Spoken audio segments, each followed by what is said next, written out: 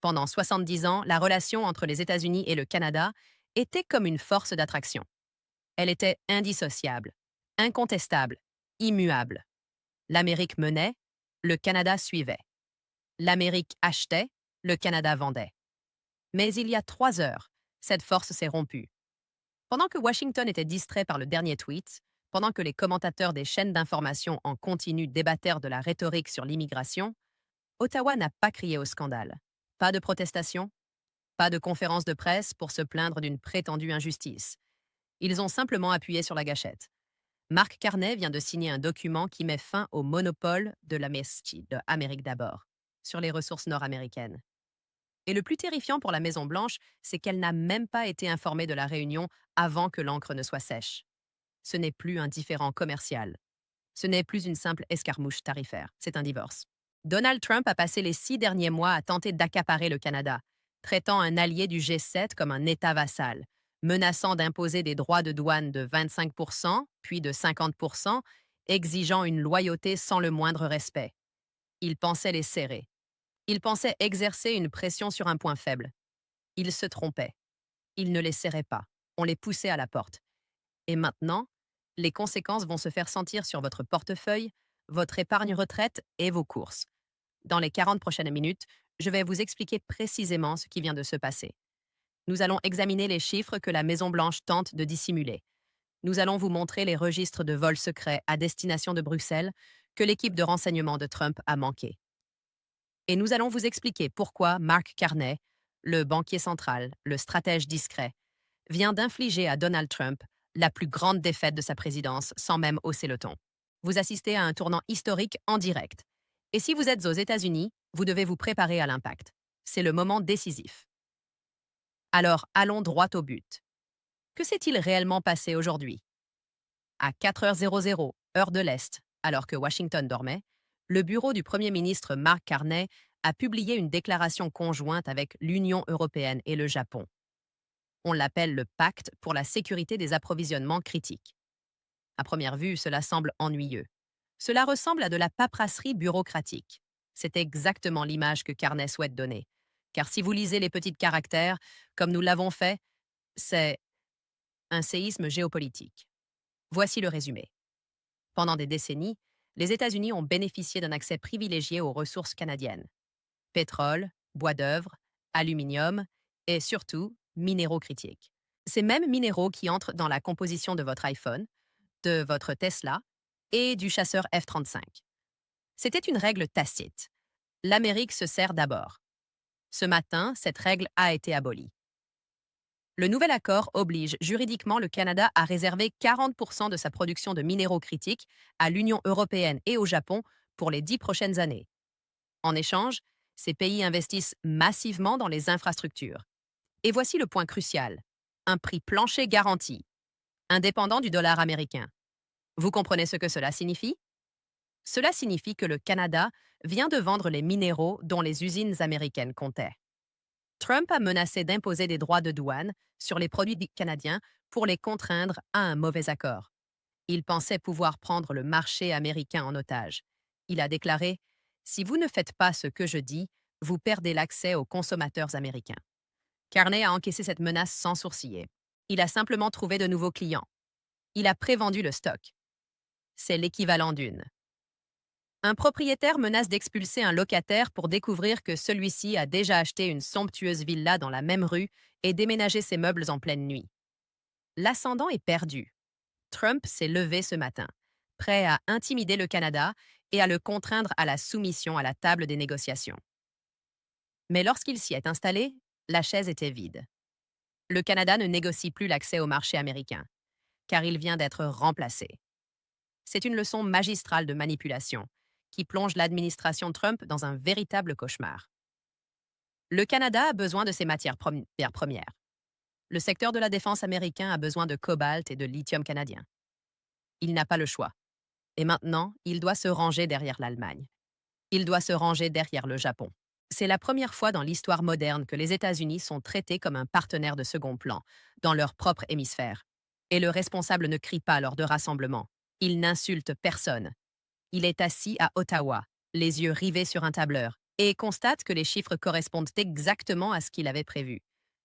Vous vous demandez peut-être, est-ce vraiment si grave? Est-ce simplement du théâtre politique? Examinons les reçus.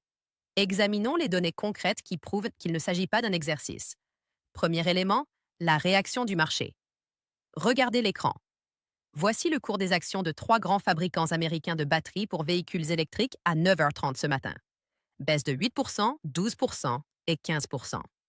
Pourquoi? Parce que le marché sait interpréter les signaux. Les investisseurs ont pris connaissance de l'accord de Bruxelles et ont compris que la chaîne d'approvisionnement dont dépendent ces entreprises vient d'être coupée de moitié. Ils savent que si le Canada envoie ce lithium en Europe, il n'arrivera ni au Michigan ni au Texas. Maintenant, regardez la bourse de Toronto.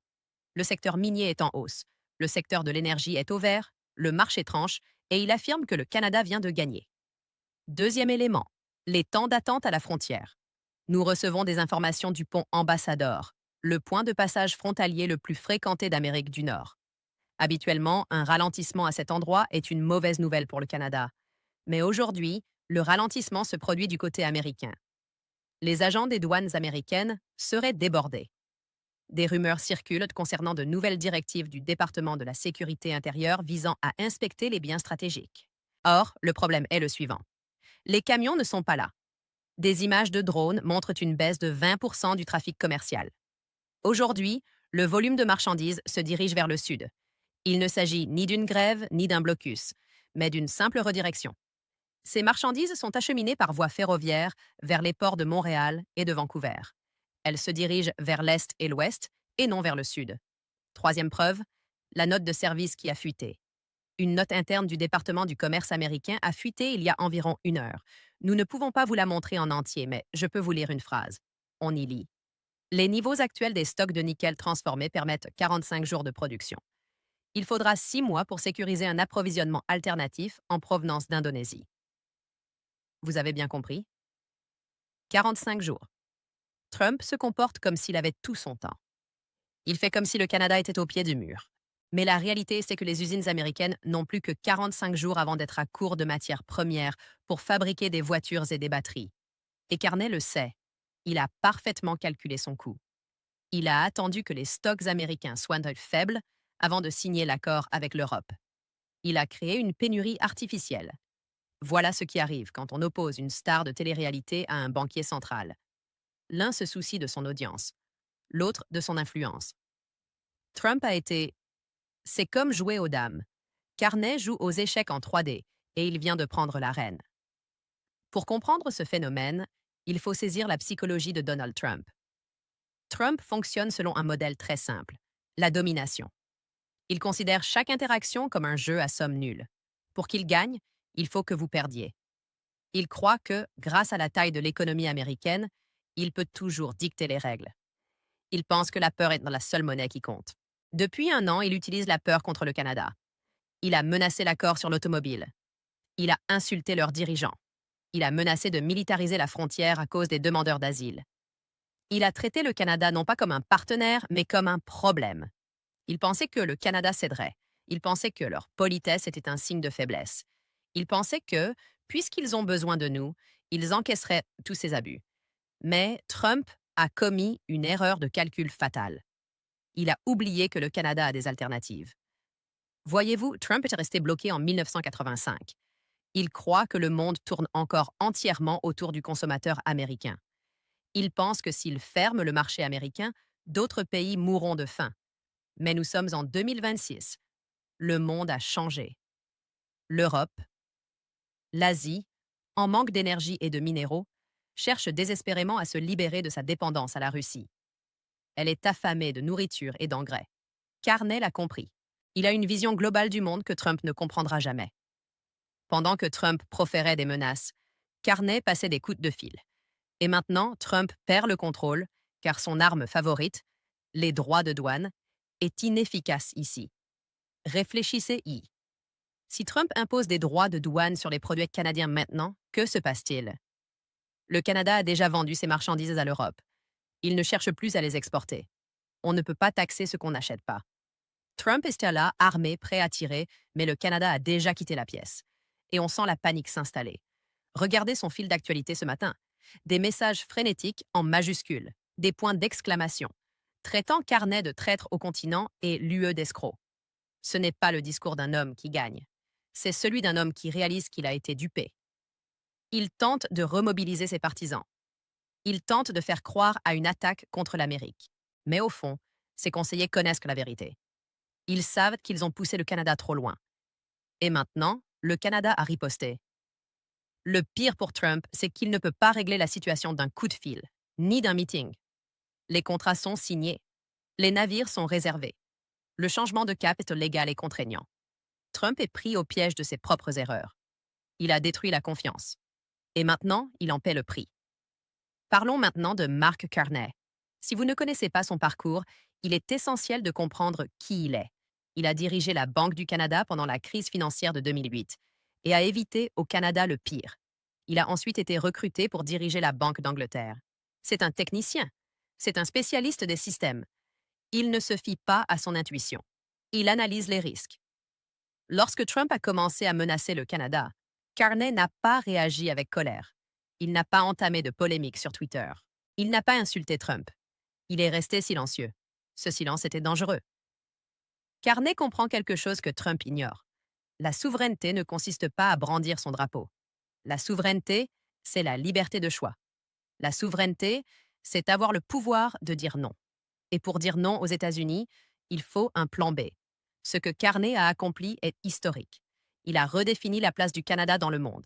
Pendant un siècle, le Canada s'est défini comme le partenaire des États-Unis.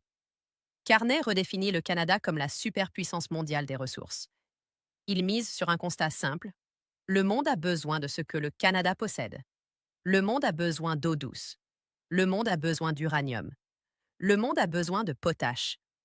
Le monde a besoin de terres rares.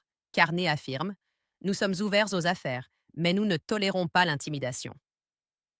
Il ne s'agit pas d'anti-américanisme. Carney aime l'Amérique. Il y a vécu, il y a travaillé, Mais c'est un réaliste. Il constate que le système politique américain est dysfonctionnel. Il constate l'instabilité de Trump. Il constate le repli sur soi de l'Amérique. Et il protège son pays des conséquences. Il érige un rempart. Cette stratégie est calme, calculée et implacable. Il ne rompt pas les ponts avec l'Amérique.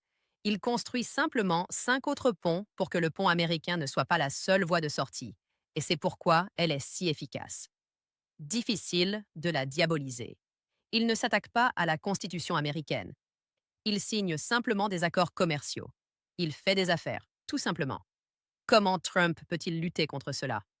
Comment peut-on combattre un homme qui ne fait que respecter les règles de la liberté? Le marché, ces mêmes règles que l'Amérique prétend chérir? Carney a retourné le capitalisme contre le roi capitaliste. Alors, pourquoi cela vous concerne-t-il? Si vous regardez cette vidéo dans le Wisconsin, l'Ohio ou la Floride, pourquoi devriez-vous vous soucier d'un accord commercial entre le Canada et l'Europe? Parce que le Canada influence tous les aspects de votre vie. Vous appréciez l'électricité abordable?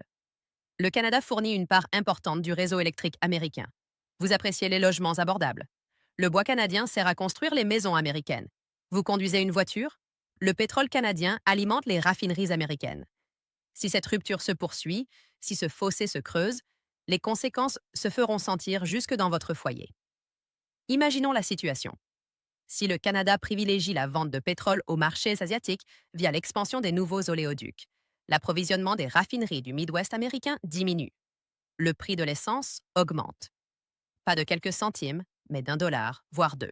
Si le Canada privilégie la vente d'aluminium à l'Europe, le prix des canettes de bière, des voitures et des matériaux de construction aux États-Unis augmente. L'inflation, ce fléau que tout le monde déteste, fera un retour en force. Et ce ne sera pas la faute de la Réserve fédérale.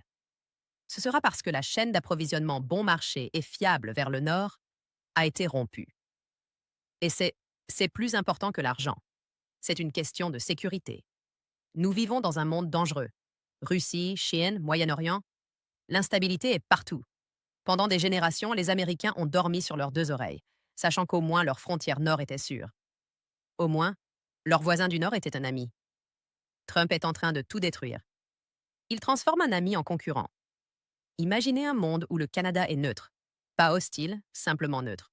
Imaginez un monde où les entreprises chinoises construisent des infrastructures en Alberta, Parce que les entreprises américaines ont été évincées. Imaginez un monde où les entreprises européennes de défense ont la priorité sur la technologie canadienne. C'est le monde que Carney est en train de construire aujourd'hui. Non pas parce qu'il veut nuire à l'Amérique, mais parce qu'il doit protéger le Canada de Trump. Vous assistez à la fin de la forteresse nord-américaine. Et une fois ce mur franchi, une fois cette confiance brisée, on ne peut pas simplement le recoller. Une photo circule en ligne en ce moment, vous devez la voir. Elle a été prise ce matin au ministère du Commerce à Washington. Une réunion d'un groupe de travail sur l'énergie transversale était prévue. Regardez la chaise vide, pour 70. Pendant des années, le Canada a toujours occupé ce poste. À travers les guerres, les récessions, les présidences, bonnes ou mauvaises, le Canada a toujours été présent. Aujourd'hui, qu'il était absent. Ce siège vide est le message le plus clair que Donald Trump ait jamais reçu. Il signifie que nous n'avons plus notre place ici. Il signifie que nous avons d'autres options. Carney n'a pas élevé la voix. Il s'est simplement retiré. Et le silence qui règne dans cette pièce est assourdissant. Alors, que faire maintenant? C'est là que le danger se fait sentir. Nous entrons en territoire inconnu. Scénario A, l'escalade de Trump. C'est le scénario le plus probable. Trump se sent humilié. Il réagit violemment. Il ferme la frontière. Il impose des droits de douane de 100% sur tous les produits. S'il le fait, il anéantit l'industrie automobile américaine en une semaine. Il provoque une récession en 30 jours. C'est un suicide économique, mais son ego pourrait l'exiger. Si cela se produit, nous assisterons à une véritable guerre commerciale qui fera passer la guerre commerciale avec la Chine pour une simple promenade de santé. Scénario B, la révolte des entreprises. Les PDG américains de Ford, GM et Boeing font irruption dans le bureau ovale et exigent que Trump cesse ses agissements. Ils l'accusent de les tuer et le contraignent à céder. C'est sur cela que Carney mise. Il compte sur les chefs d'entreprise américains pour faire preuve de maturité. Il les met sous pression afin qu'ils fassent prendre pression sur Trump. Scénario C, la rupture définitive. C'est la réalité à long terme. Même si la situation se rafistole la semaine prochaine, le mal est fait. Le Canada a retenu la leçon. L'Amérique n'est pas fiable. Elle ne cessera jamais de diversifier ses activités. Elle continuera de construire des ports vers l'Asie. Elle continuera de signer des accords avec l'Europe. L'ère de l'accès exclusif des États-Unis est révolue. Nous assistons à la fin de l'avantage du terrain dont jouissait l'Empire américain. Trump avait promis de faire passer l'Amérique en premier. Mais en traitant son plus proche allié comme un ennemi, il s'est assuré que l'Amérique se retrouve isolée. Les prochains jours seront cruciaux. Vous allez entendre beaucoup de bruit. Vous allez entendre Trump parler de trahison. Vous allez entendre ses porte-paroles réclamer des sanctions contre le Canada. Mais quand vous entendrez cela, souvenez-vous de ce que je vous ai dit. Ce n'était pas une attaque. C'était une riposte. C'était une riposte à des mois d'intimidation. C'était une réponse à l'instabilité. Le Canada vient de prouver qu'il est une nation souveraine, pas un 51e État. Mark Carney vient de prouver qu'on peut tenir tête à un tyran si on est suffisamment intelligent, calme et préparé. La question n'est plus de savoir ce que fera le Canada.